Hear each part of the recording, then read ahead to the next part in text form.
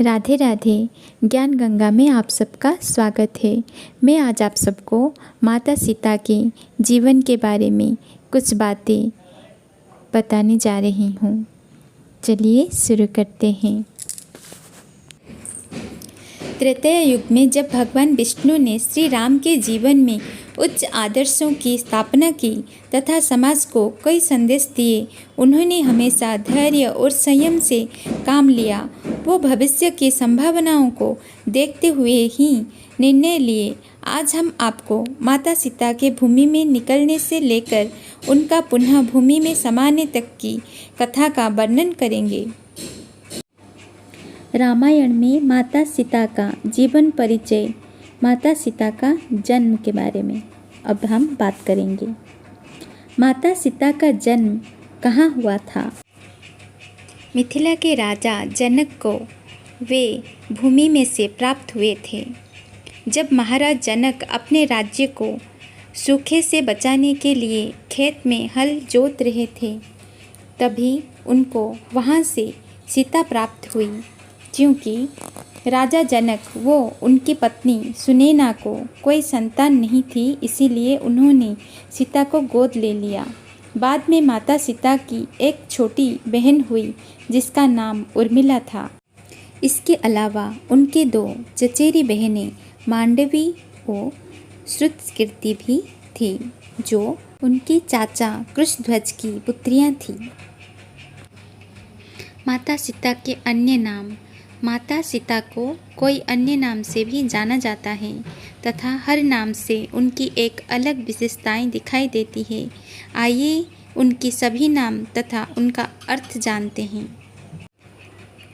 जानकी राजा जनक के पुत्री होने के कारण बदे ही राजा जनक का एक नाम विदेह भी था, क्योंकि वे भगवान की भक्ति में अपनी देह तक का त्याग कर देते थे या उसका आभास भूल जाते थे। इस कारण सीता को वैदेही कहा गया। मिथिलीस कुमारी, मिथिला राज्य के राजकुमारी के कारण। जनकात्मजा, राजा जनक की आत्मीय पुत्री होने के कारण भूमिपुत्री, भूसुता, भूमिजा, भूमि से प्राप्त होने के कारण जनकनंदिनी, राजा जनक की सबसे प्रिय पुत्री होने के कारण राजा जनक को अपने परिवार की सभी पुत्रियों में सबसे प्यारी पुत्री माता सीता ही थी। इसके अलावा उनका नाम सीता इसीलिए पड़ा क्योंकि जिस हल को राजा जनक जोत रहे थे उसके निचले भाग को सीता कहा जाता है। उसी से टकरा कर माता सीता उन्हें प्राप्त हुई थी, इसीलिए उनका नाम सीता पड़ा। कई जगह माता सीता को सिया के नाम से भी जाना जाता है। माता सीता का स्वयंवर, श्री राम के साथ विवाह। जब सीता विवाह योग्य हो गई तब उनके पिता राजा जनक ने उनके लिए स्वयंवर का आयोजन किया। उस स्वयंवर में जो भी शिव धनुष उठाकर उस पर प्रत्यंचा चढ़ा देता, उसका विवाह माता सीता से हो जाता। एक एक करके कई महाबली योद्धाओं ने शिव धनुष को उठाने का प्रयास किया, लेकिन सब विफल रहे। उस स्वयंवर में श्री राम अपने गुरु विश्वामित्र हो भाई लक्ष्मण के साथ पधारे थे। अंत में श्री राम ने उस धनुष को उठाकर उस पर प्रत्यंचा चढ़ा दी, जिसके फलस्वरूप माता सीता का विवाह श्री राम से हो गया। उनके विवाह के पश्चात उनकी बाकी 3 बहनों का भी विवाह श्री राम के छोटे भाइयों के साथ हो गया। माता सीता का श्री राम के साथ वनवास में जाना। राम सीता वनवास। विवाह के पश्चात माता सीता श्री राम के साथ अयोध्या आ गई। कुछ समय के पश्चात कैकेयी के प्रपंच के द्वारा श्री राम को 14 वर्ष का वनवास मिला। तब माता सीता ने भी अपना पत्नी धर्म निभाने के लिए उनके साथ वन में जाने का निर्णय लिया। हालांकि सभी ने उन्हें बहुत रोका, लेकिन पति सेवा के लिए वे उनके साथ ही जाना चाहती थी। तब माता सीता व लक्ष्मण श्री राम के साथ 14 वर्ष के वनवास में चले गए। वहाँ जाकर उन्होंने एक साधारण वनवासी की भांति अपना जीवन यापन किया। अपने वनवास के अंतिम चरण में माता सीता श्री राम व लक्ष्मण के साथ पंचवटी के वनों में रह रही थी। शूर्पणखा का माता सीता पर आक्रमण। जब वे पंचवटी के वनों में कुटिया बनाकर रह रही थी, तब एक दिन वहाँ रावण की बहन शूर्पणखा का आगमन हुआ। उसने माता सीता के सामने ही श्री राम के सामने विवाह का प्रस्ताव रखा तथा सीता को भला बुरा कहने लगी, लेकिन माता सीता चुप रही। जब श्री राम व लक्ष्मण दोनों ने उसके द्वारा दिए गए विवाह के प्रस्ताव को ठुकरा दिया, तो वो माता सीता पर आक्रमण करने के लिए दौड़ी। यह देखकर लक्ष्मण ने शूर्पणखा पर तलवार से वार किया तथा उसकी नाक व एक कान काट दिया।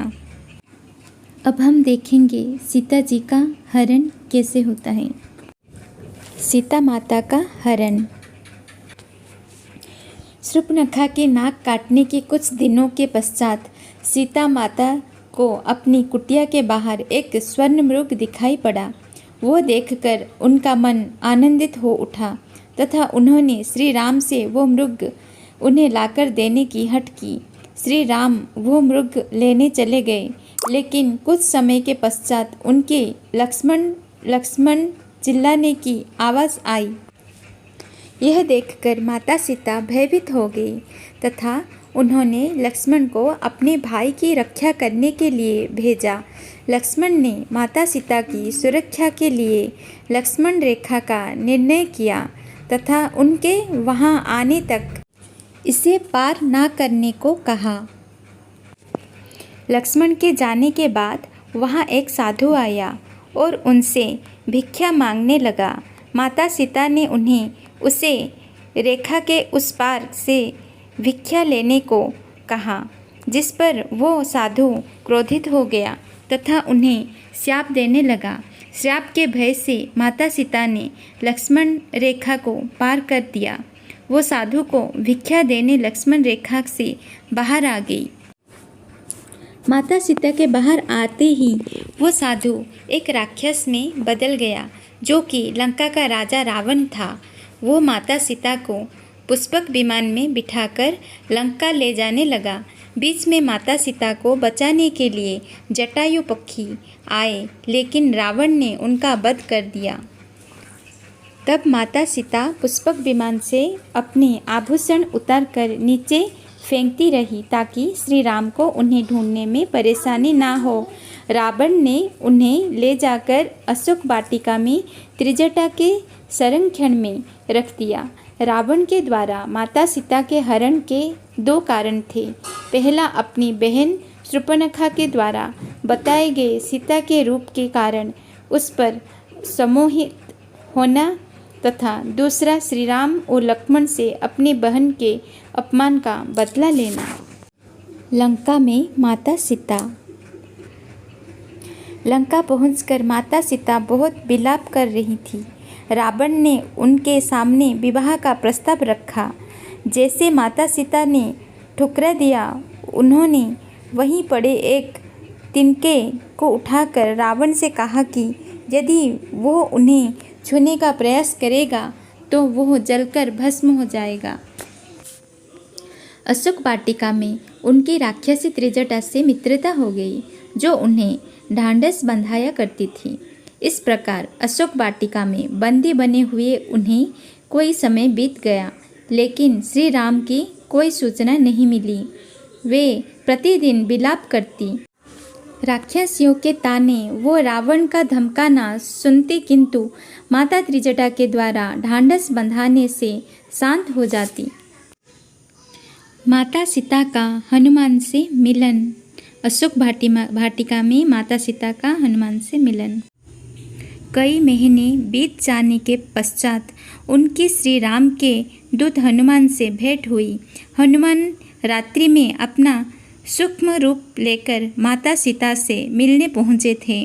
श्री राम के दूत द्वारा स्वयं को खोजे जाने से माता सीता को संतोष प्राप्त हुआ तथा उन्होंने हनुमान को कहा कि उन्हें जल्दी से जल्दी यहाँ से मुक्ति दिलवा दीजिए।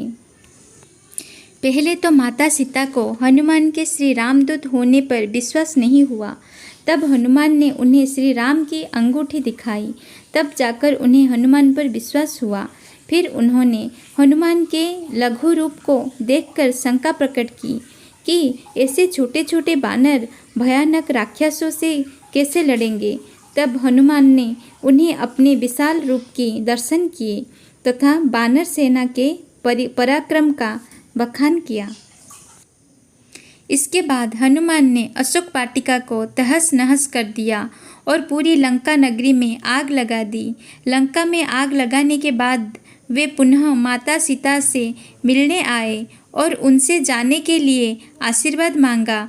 माता सीता ने श्री राम को देने के लिए अपनी चूड़ामणि उतारकर हनुमान को दी ताकि वे श्री राम को यह विश्वास दिला सके कि उनकी भेंट माता सीता से हुई थी। इसके बाद हनुमान वहाँ से चले गए। माता सीता का मुक्त होना वो अग्नि परीक्षा। माता सीता अग्नि परीक्षा।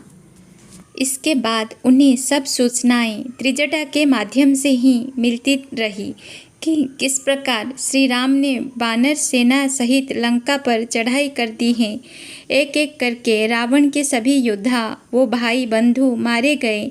वो अंत में रावण का भी अंत हो गया।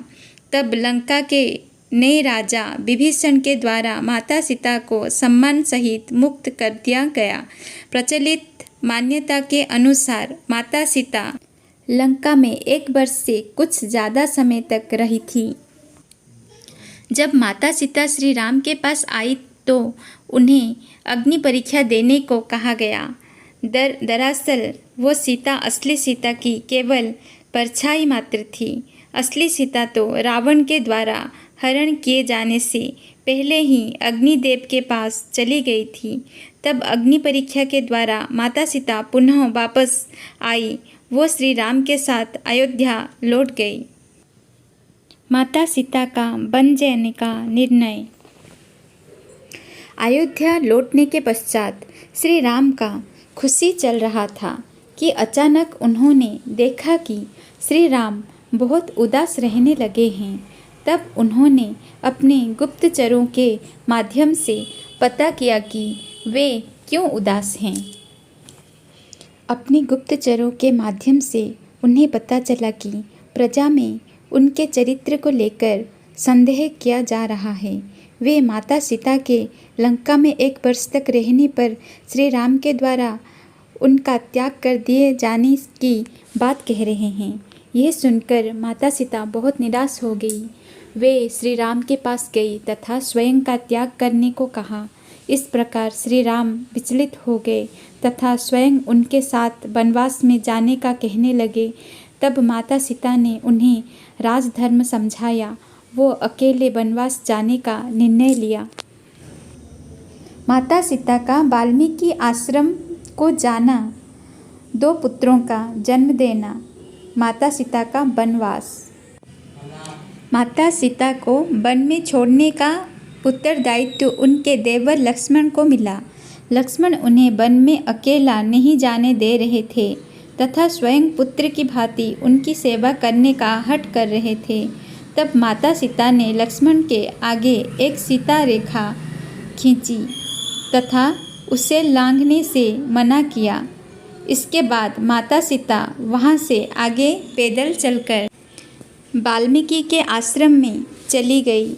वहाँ उन्होंने अपना परिचय एक साधारण महिला के रूप में दिया तथा सभी उन्हें वन देवी के नाम से जानने लगे।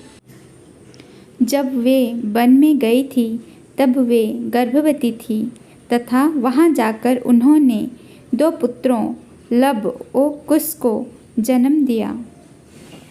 माता सीता का लवकुश पर क्रोध। माता सीता लवकुश की कथा। अपने पुत्रों के जन्म के बाद माता सीता ने उनका अच्छे से पालन पोषण किया। महर्षि वाल्मीकि के द्वारा उनके पुत्रों को शास्त्र और संगीत की शिक्षा दी गई। उन्होंने गुरु वाल्मीकि के अलावा आश्रम में किसी को भी अपना असली परिचय नहीं दिया था, यहाँ तक कि अपने पुत्रों को भी नहीं। एक दिन जब वे पूजा करके लौटी तो उनके पुत्रों ने उन्हें बताया कि उनका श्री राम की सेना के साथ युद्ध हुआ था। इस युद्ध में उन्होंने श्री राम की सारी सेना को हरा दिया था। जब उनका श्री राम से युद्ध होने लगा तब महर्षि वाल्मीकि ने आकर युद्ध रुकवा दिया। यह सुनकर माता सीता जोर जोर से विलाप करने लगी तथा सभी को सत्य से अवगत करवा दिया। उन्होंने अपने दोनों पुत्रों को आश्रम में सभी को बता दिया कि वे ही अयोध्या की महारानी सीता है तथा श्री राम उनके पति। लव कुश को पता चल चुका था कि जिससे वे युद्ध करने वाले थे वे स्वयं उनके पिता हैं। माता सीता का भूमि में समाना। माता सीता कुछ दिनों के पश्चात उन्हें यह सूचना मिली कि उनके दोनों पुत्रों ने अयोध्या के राजमहल में श्री राम और सभी प्रजावासियों के समक्ष राम का वर्णन किया है। साथ ही लवकुश ने श्री राम और माता सीता के पुत्र होने की बात सभी को बता दी है। तब श्री राम ने माता सीता को राजमहल में आकर सभी के सामने प्रतिज्ञा लेकर यह बात स्वीकार करने को कहा कि ये दोनों उनके और श्री राम के पुत्र हैं।